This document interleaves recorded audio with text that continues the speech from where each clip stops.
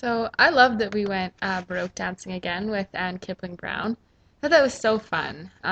Doing it the first time was fun, and then kind of building on what we had learned last time was cool. It was interesting to see kind of how everybody picked up on the steps, and I think that for the most part everyone did really good. I think as musicians, we kind of have a little bit more of an upper hand on dance, even if we're not necessarily dancers, just because we understand rhythm and how the music fits together and things like that. And so I think that really helped everyone in doing good. At first, it kind of seemed that we were just relearning some of the dance steps. We did a few things over, but then we expanded on it and actually ended up getting through a whole song. So that was cool. It was interesting though because the one step we did, last time we did it, we got it after a few tries, and this time we couldn't get it for whatever reason. I'm pretty sure it was the exact same step, and we couldn't get it. So we actually had to change the dance so that it could fit everybody, so that everyone could do it.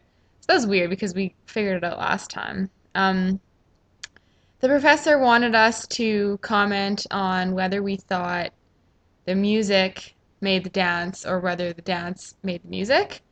I think that this is a really tough question, but I thought about it for a while, and I um, I figured out that I think it's the music that makes the dance.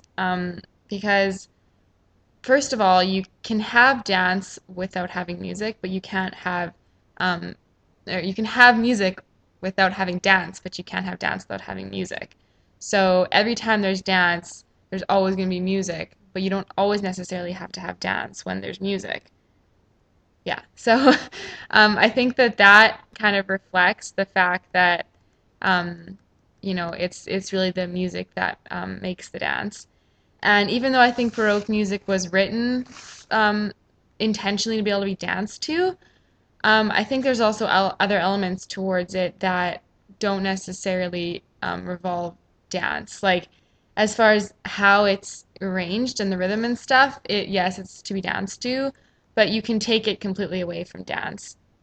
Um, so I think that after learning the Baroque dance, I realized that the dances back then were much different also than what we're learning today.